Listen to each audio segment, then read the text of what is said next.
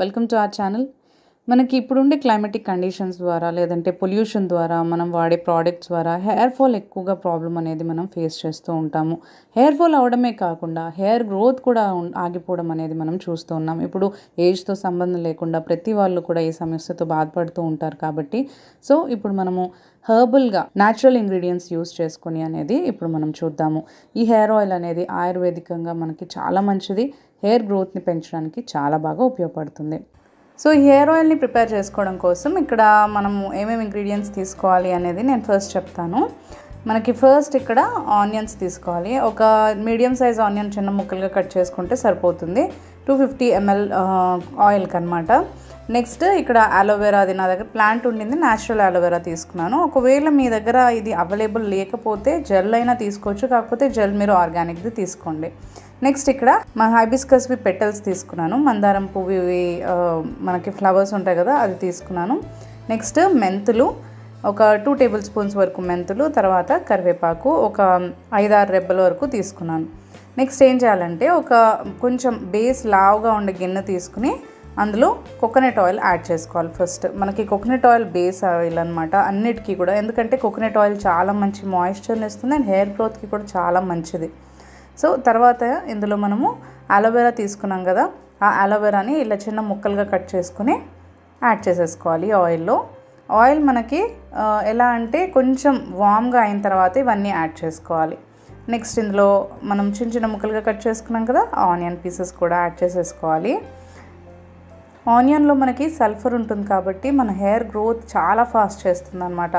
Onion juice కానీ లేదు అంటే ఆనియన్ ప్యాక్ కానీ ఆనియన్ ఆయిల్ కానీ మన హెయిర్ గ్రోత్ని చాలా ఫాస్ట్ చేయడానికి హెల్ప్ చేస్తుంది.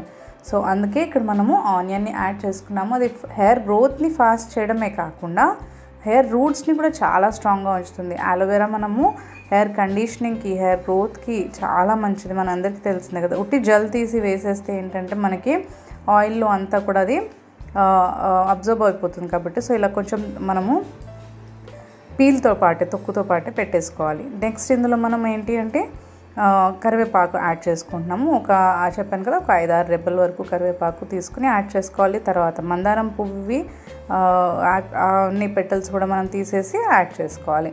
ఇలా యాడ్ చేసిన తర్వాత కొంతసేపు మనకి ఆయిల్ అంతా కూడా బాయిల్ అవ్వనివ్వాలి. ఎలా అంటే మనకి ఈ కరివేపాకు కానీ లేదంటే మందారం కానీ ఇవన్నీ కూడా మాడకూడదు, నార్మల్గా బ్రౌన్గా వస్తే సరిపోతుంది, మరీ పచ్చిగా కూడా ఉండకూడదు. మాడకుండా మనము కాచుకోవాలన్నమాట ఆయిల్ని.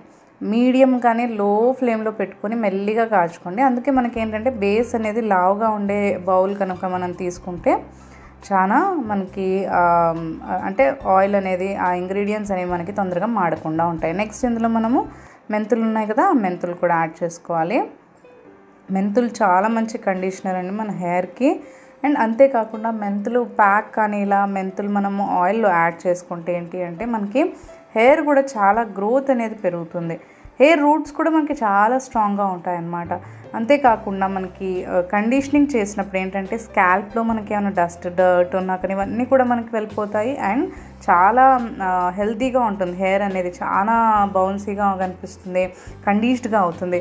అండ్ అలోవెరా యాడ్ చేసాం కదా, అది చాలా డ్రై అనే హెయిర్ని కూడా కండిషన్ చేయడానికి హెల్ప్ చేస్తుంది అనమాట. అండ్ మందారం పువ్వు కూడా చాలా మంచిది, హెయిర్ గ్రోత్కి చాలా మంచిది.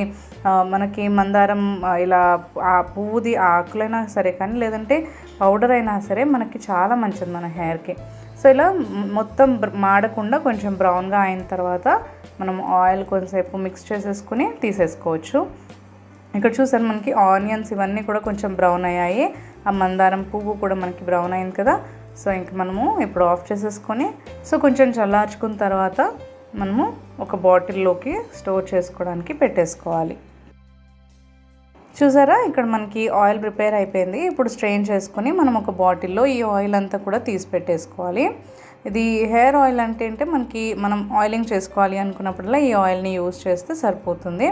మనకి చాలా హెల్తీ హెయిర్ అనేది వస్తుంది. హెయిర్ కూడా చాలా సిల్కీగా ఉంటుంది, గ్రోత్ బాగుంటుంది, హెయిర్ ఫాల్ అవ్వకుండా మనం కాపాడుకోవచ్చు. ఇలా ఆయిల్ వాడుతూ కూడా మనం ఏంటంటే ఫుడ్ కూడా చాలా ఇంపార్టెంట్. ఫుడ్ కూడా మనం చాలా మంచిది, ఫుడ్ని తీసుకుంటుంటే బ్యాలెన్స్డ్గా మనకి రెండు కూడా బ్యాలెన్స్ అవుతాయి అన్నమాట. అంటే ఇంటర్నల్గా ఎక్స్టర్నల్గా మంచి కేర్ ఇస్తాం కాబట్టి హెయిర్ మనకి చాలా బాగుంటుంది.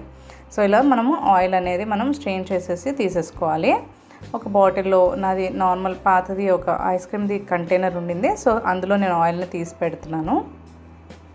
సో ఇందులో మొత్తం మనం స్ట్రెయిన్ చేసుకుని ఆయిల్ని తీసేసుకుని క్లోజ్ చేసి పెట్టుకోవాలి. మనకు కొంచెం ఆ వేడి అనేది ఆయిల్లో తగ్గిన తర్వాత మనం లిడ్ పెట్టుకోవాలి, మూత పెట్టుకోవాలి. లేదంటే మనకి ఆ ఆవిరికి మొత్తం మళ్ళీ వాటర్ వేపర్స్ అనేవి వచ్చేసి మనకి ఆయిల్లోకి వస్తాయి కాబట్టి సో ఆయిల్ పాడైపోతుంది తొందరగా. సో అందుకని మనము అలా వాటర్ వేపర్స్ రాకుండా కొంచెం చల్లార్చుకున్న తర్వాత ఆయిల్ అంతా తీసేసి ఇలా కంటైనర్లో పెట్టేసుకుని ఆయిలింగ్ చేసుకోవాలి అనుకున్నప్పుడల్లా హెయిర్ ఆయిల్కి మనము ఈ ఆయిల్ అనేది మనం యూస్ చేసుకోవచ్చు. ఎన్నో బెనిఫిట్స్ ఉన్నాయి. హెర్బల్ హెయిర్ ఆయిల్ అనేది మనకి సింపుల్గా రెడీ అయిపోయింది కదా.